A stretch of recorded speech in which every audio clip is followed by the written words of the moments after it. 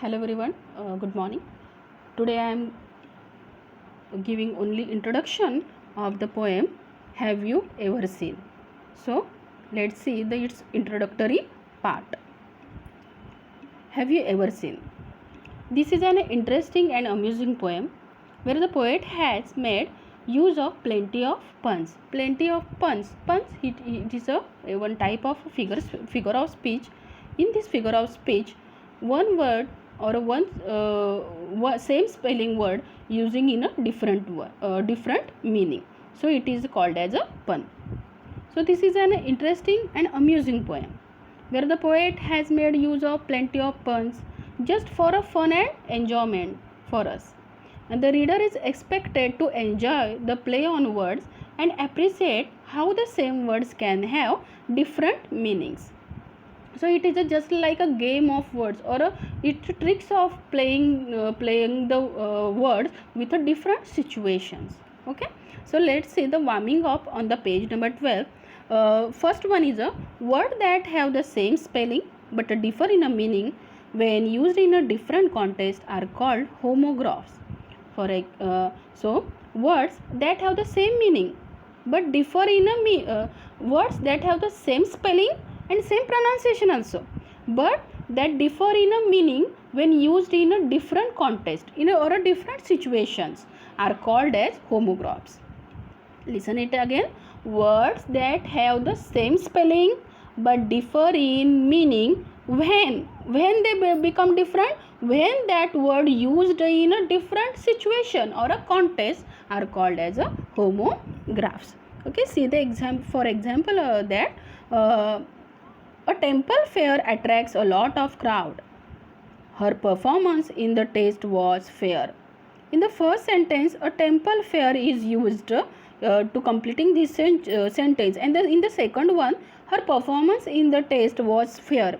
Fair is used in the replace of a nice or a good. So here is also fair used in this sentence. Her performance is good in the test. Her performance in the test was good or a fair. So the fair is used in a two different way.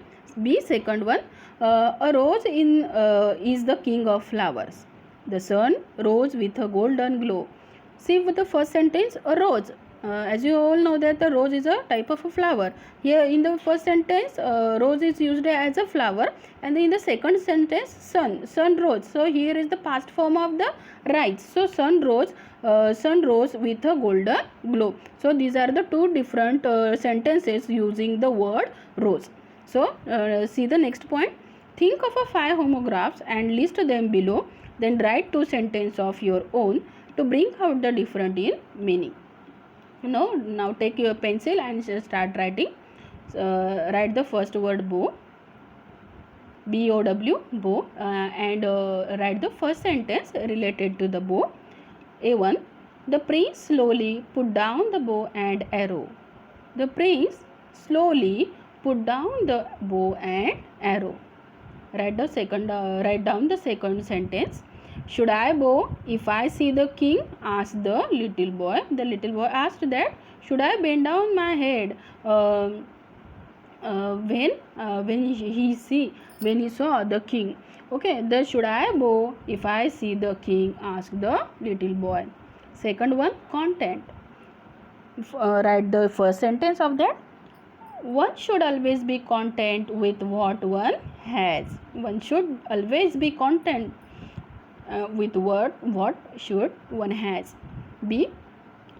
You must always check the nutritional content of what you eat.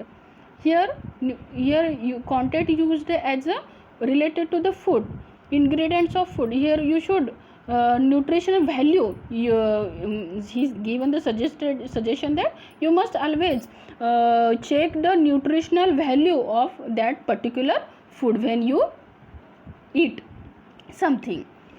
Third one is live.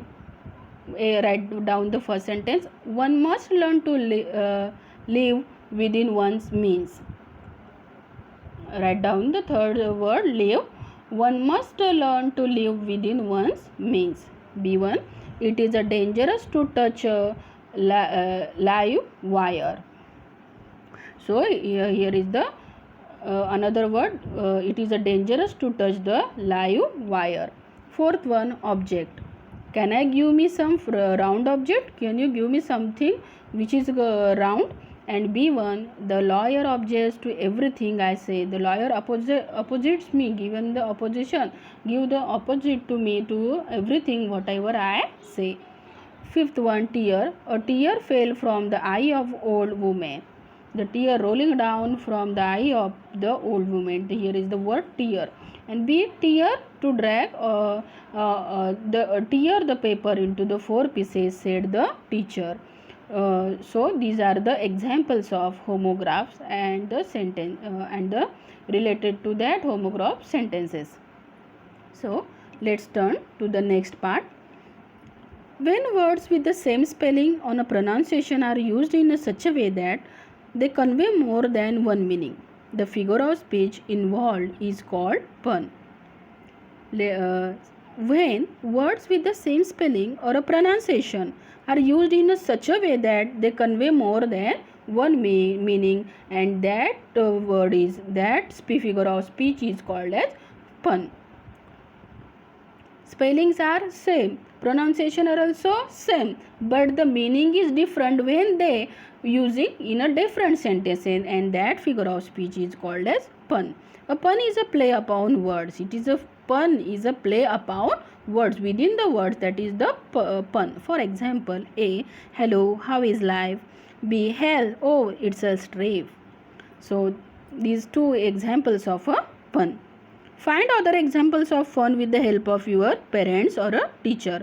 So students, try to find out some examples of pun with the help of your parents. Now let's turn to the third point. In poetry, when a question is asked not to get an answer but to emphasize a point of or a fact, it is an example of interrogation. See, when in a poetry, when a question is asked not to it is not to get an answer but to emphasize a point of fact, it is an example of interrogation or a rhetorical question. See, when in this type of interrogation, the answer is not expected, but they want to point out to something, or they want to showing emphasize of point of fact, or they are emphasizing a point or a fact, so that in that poetic device is called as interrogation or a rhetorical question. For example, when can their glory fade? Isn't it a time for the autumn's glow? For a popular book of poems, the internet, write down 3 to 4 examples of interrogation used in poetry. So students, try to find out the 4 examples of interrogation used in a poetry. Till now, thank you.